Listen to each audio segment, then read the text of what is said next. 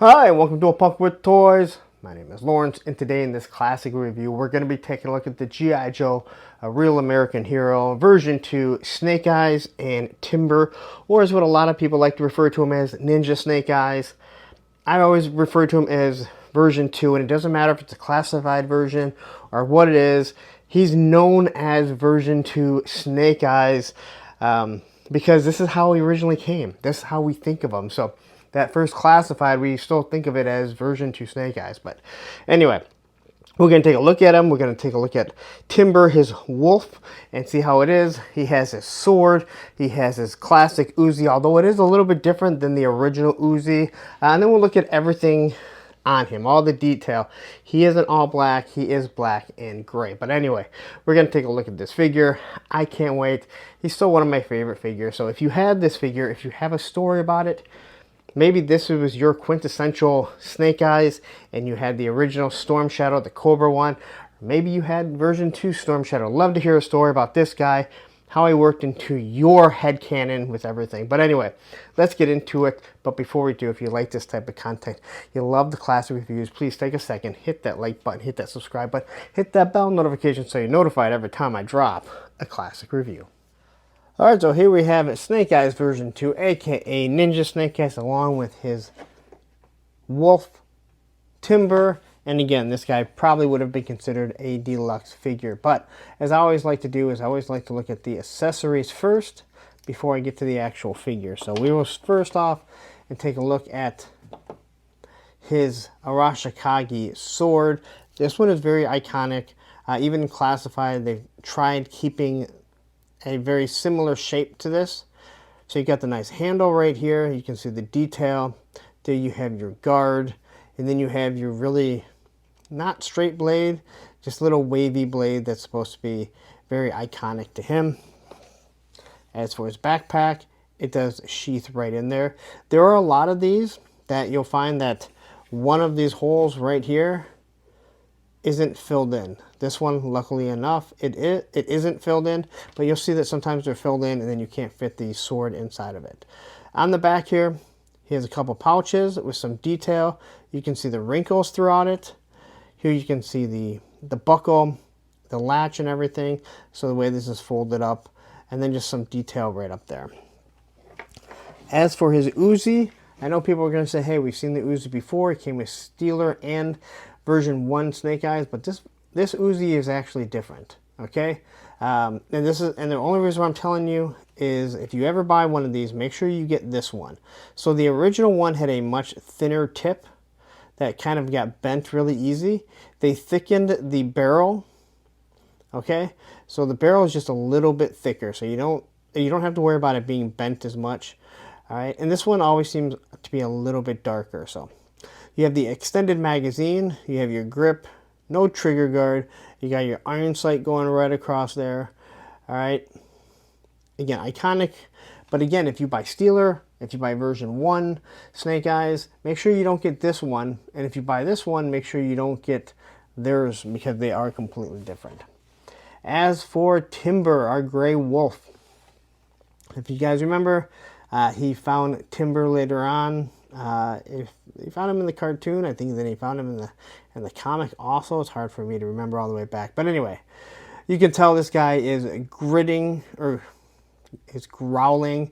You can see his teeth right there, a nice little nose. You can look at the eyes. There's no paint apps on this, which now I'm like, it'd be awesome if he would have had paint apps. But I also understand why he didn't. He's a gray wolf. But you can see all the fur throughout him. He is definitely in an attack position. He is not happy. This would probably be when he first met Snake Eyes before Snake Eyes took care of him. But you can see all the fur, and then you kind of see you don't see any down here, and that's kind of how they would be. Even though they do have some hair, some fur hair on it, it's not going to be as prevalent down on his legs. There we have the nice tail, and once again, there's all that fur just kind of pulsating through him. As for our Snake Eyes, now, when Snake Eyes started, he was just a regular figure. They needed to put another figure in the line. They painted him all black to save on money. Who would have ever thought that he would become the most iconic G.I. Joe of all time? But then they updated him to version 2, where he has this really weird knight outfit, or knight helmet, I guess you could say. So the mask, he kind of has like a balaclava on, like a ninja mask, but this is somehow attached to it. So who knows how it's supposed to be? I don't really care. These were toys. But again, I always thought of it kind of as a knight. It goes down, it covers his eyes. He has his gray bandolier, 3 different grenades. Whatever this is up here, you can see what looks like the padding, but you can also see that it's kind of covered right here. So it actually stays in place, and it's going to wrap all the way around. That's going to hold his backpack on. He has, and I like this because this is actually supposed to be on top of it. All right, so both these little pouches, they're not part of the suit. They just go around it. On this side, he has a arrow in silver. Now, why would a ninja, or why would a military officer or military figure have something like this, right? These are supposed to be military, and from what I understand, people are mad that things aren't fully militarized. Yet, I still remember this guy from 1985. I wouldn't say he's real army. He has a nice watch right here, so it's all integrated, all in black. You get to his gray belt right here. You can see the belt buckle right there. You see these pouches. All right, and then it kind of breaks away. So he has like 2 belts going in there. This one here goes down, so it goes into the drop-down leg holster, which once again, you can see how that wraps around there. You got a nice little pistol in there. And then on this side, he just has his knife sheathed in right here. All right, this is probably going to slide down, but hey, they're toys, and they're molded in, so they can't slide down. At the bottom here, when you get to his boot, he has a pouch right there and a pouch on both sides. And again, making this look like this is aftermarket, like this isn't actually part of the boot. All right, as for the boot, there's no shoelaces or anything like that, just nice and plain. As for his wonderful articulation, he can look down and he can look straight. All right, I guess he's a little bit of an up, but he has a T-pose, swivels at the shoulders. Here you're going to get just over 90 degree bend, and he does have the swivel arm battle grip. All right, he has an O-ring. This one actually I think is ready to be replaced. And he can look kind of forward, backwards. All right. Now, I didn't mention in the last video, in a video that's coming up, maybe it's the last one for me. Maybe it's the last one for you.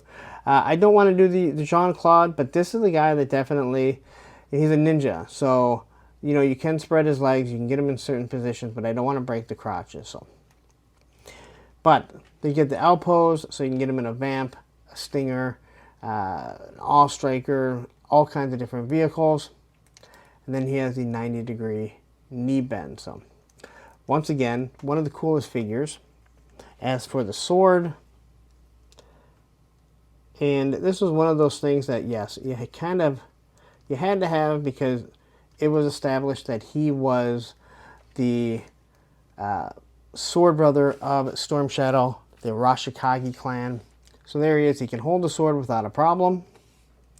But again, if you can't get that in there, don't pressure it, because the last thing you want to do is actually break it. The Uzi fits in there perfectly fine. As a matter of fact, it's a little loose on my figure. Slide the sword right down there. And I always put the sword in where you have this little guard here, stops right there. So I thought it was like the perfect spot. It fits in there perfect. I'm assuming that's how it's supposed to be. And then there you have Snake Eyes with his Uzi, which is very iconic for the cartoon. Well, not for the cartoon, for the comic. And then you have his trusty sidekick, Timber, right there. So there you go. That is the classic review of version 2, Snake Eyes. All right, so there you go.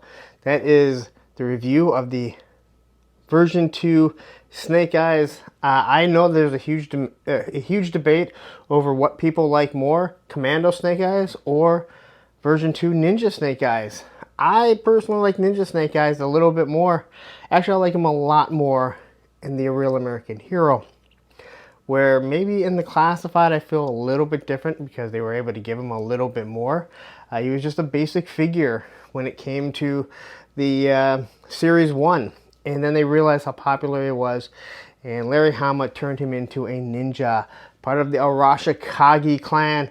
But we didn't know about that until issue 21. So anyway, here we go. Tell me a little story about this. If you had this guy, maybe you didn't get it. Maybe you had to trade a version 1 to get this guy.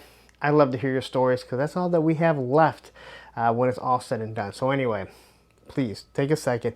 If you like this type of content, you stayed this long, you love these classic reviews, hit that like button, hit that subscribe button, hit that bell notification so you're notified every time I drop the classic review. Now what you're saying is, I need more. I know you do. And up here, I'm going to leave another video for the classic reviews that I've done. And down here will be a playlist of all the classic reviews that I've done.